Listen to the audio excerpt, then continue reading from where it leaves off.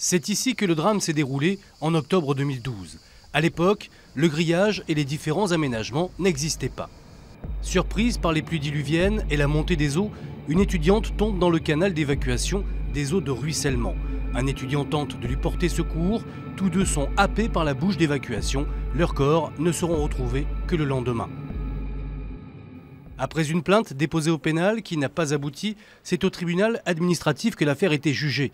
La famille d'une des victimes, Mayinga Mafuta, demande réparation à l'université toulonnaise. On se base sur une responsabilité pour faute de l'université en l'état, à savoir qu'elle n'a pas entretenu ce parking et notamment ce fossé dans lequel est tombé Mayinga et qui a conduit à ce drame.